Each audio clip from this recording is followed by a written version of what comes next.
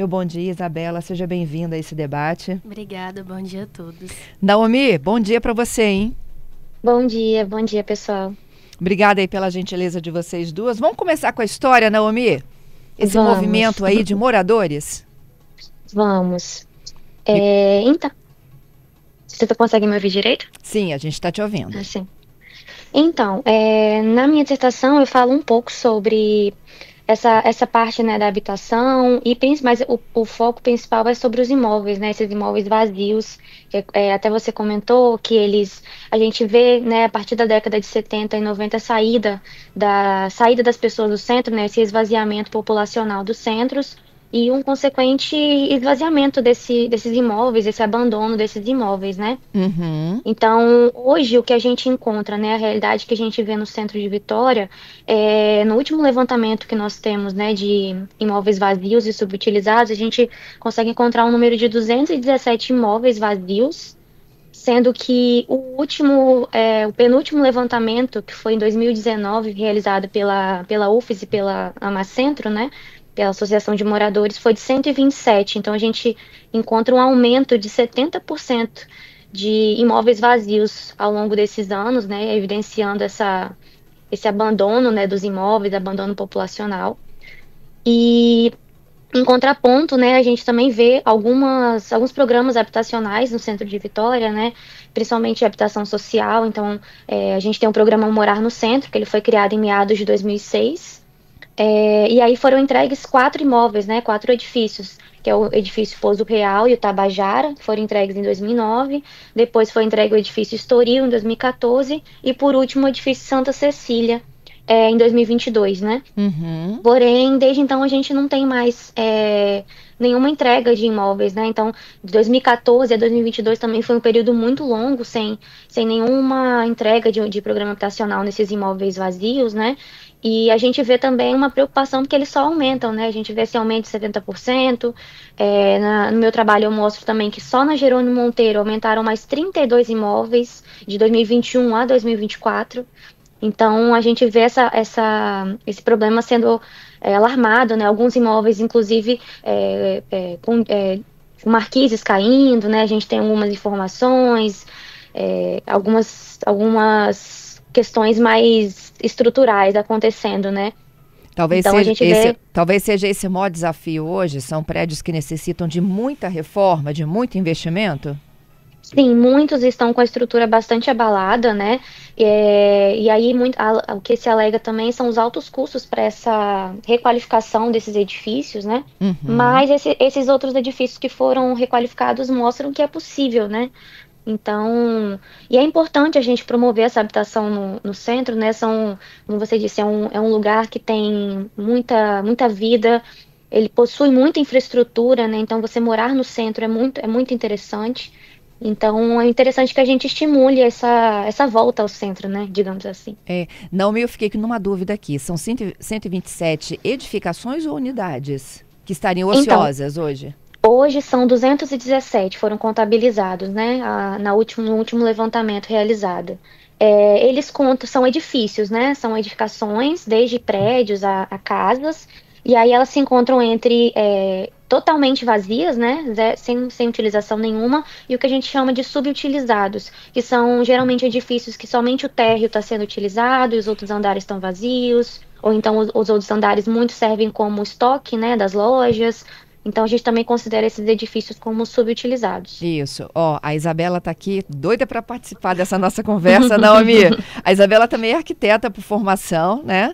E ela tem esse olhar diferenciado para o centro de Vitória. Me fala, Isabela, a sua Uhum. percepção disso. Então, a minha percepção e o meu trabalho é que as pessoas voltem para o centro, né? É um trabalho de formiguinha que eu faço que tem cada vez mais aumentado o desejo coletivo das pessoas morarem no centro. A gente fala, eu, Davi, o meu sócio, dentro da nossa imobiliária, que não há requalificação, senão aquela que é pessoas morando, né? Um lugar ele só pode ser requalificado quando tem vida, quando revitalização não é o termo certo, né? Porque já existe vida no centro, o que a gente precisa é requalificar. E não tem como requalificar a partir do momento que não tem olhar sobre esse lugar, né? E hoje há um olhar absurdo das pessoas que antes tratavam o centro de Vitória como a última opção de moradia da cidade, né, da capital. O centro está abandonado, o centro não vale a pena, o centro não é bom. E hoje a percepção, não minha, mas das pessoas que chegam até a mim, é completamente o oposto disso. Hoje há um desejo coletivo e uma vontade das pessoas de morarem no bairro. Isso também é meu. É um desejo meu também, eu não moro no centro. Quem são? Qual o perfil dessas pessoas aí? Tanto a Isabela quanto a Naomi, né? Qual o perfil dessas pessoas que querem, botar o centro, então, como uma das primeiras opções? Hoje, o público majoritário é o público jovem.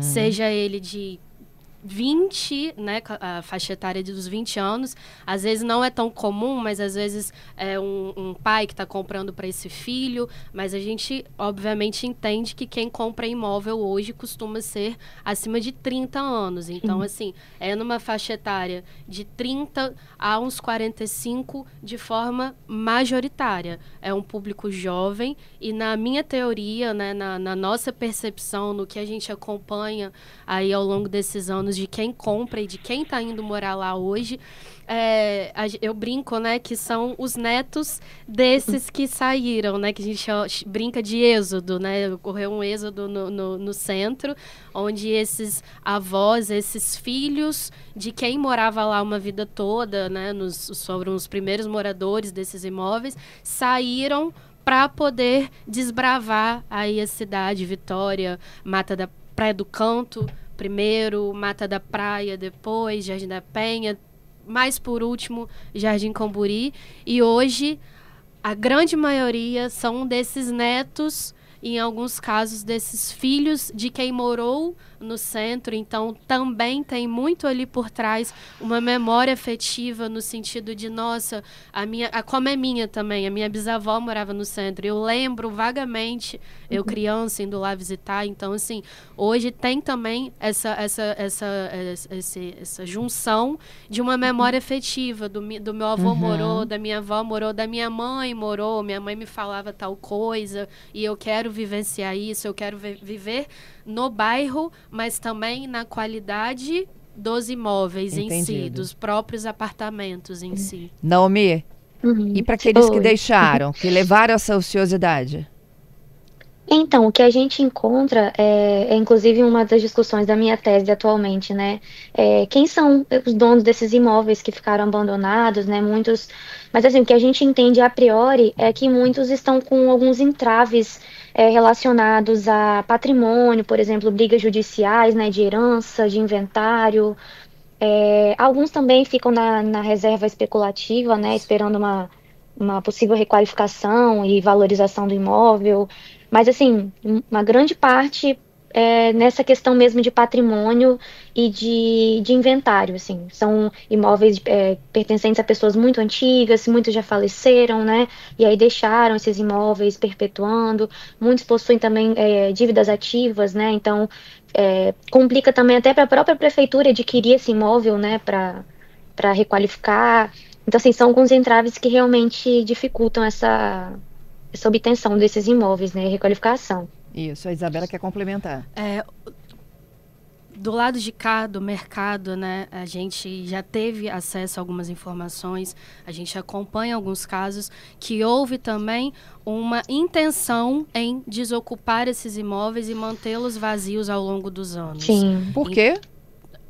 Para tirar os olhos do centro e levar para outros bairros de forma intencional. Meu Deus. Existem muitas famílias com uma grande importância e relevância na capital que têm inúmeros imóveis lá e de forma proposital, mas não de uma forma mal intencionada, mas de uma forma, né, para poder levar os moradores, o público, para novos holofotes. Um desses holofotes aí eu sou de Jardim Camburi, é o grande desenvolvimento imobiliário, né, do mercado de Jardim Camburi. Então, assim, tem muitos imóveis vazios no centro de propósito. E muitos donos, proprietários, que eles não sabem e muitas das vezes não imaginam que o centro está num momento maravilhoso. E às vezes quando eu vou conversar, avaliar alguns desses imóveis, eu falo, o centro é maravilhoso, o centro está bombando, existe um desejo coletivo. Sim. Essas pessoas, elas não acreditam, elas não dão um valor ao próprio bem delas, e alguma dessas de forma intencional, né? Então, assim, pauta para outros assuntos. E os ouvintes também estão interagindo, né? À medida que a gente vai levantando aqui hipóteses, né?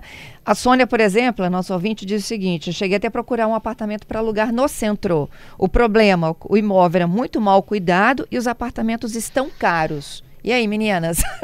O cara é relativo. Eu recebo esse retorno? Esse retorno, mas é o que, infelizmente, eu tenho que falar. É caro para mim também. Eu também tenho o desejo de morar no centro. É caro para mim, é caro para o Davi, meu sócio, é caro para os meus clientes, para os meus amigos. Mas onde você mora é mais em conta do que morar no centro hoje? Não, Jardim Camburi? Não, de forma Hoje alguma. O lugar mais em conta é o centro? Tá relativo. Eu acredito tá que relativo. Eu tá? Já não, que não depende, já não tá mais, porque a demanda é gigantesca, não só para mim, mas também para colegas corretores. Tem muitos corretores indo também atuar no centro, porque estão vendo esse que movimento é um de movimento. volta, né? Então, assim, Sim. a partir do momento que a demanda triplica, infelizmente, eu não posso ser hipócrita de dizer que os valores vão aumentar. Entendi. Né? Naomi, o que você me disse? Não, eu concordo também, assim, eu acho que são valores em comparação a outras regiões mais em conta, mas também a gente pode levar em consideração que são apartamentos antigos e são apartamentos muito grandes, né?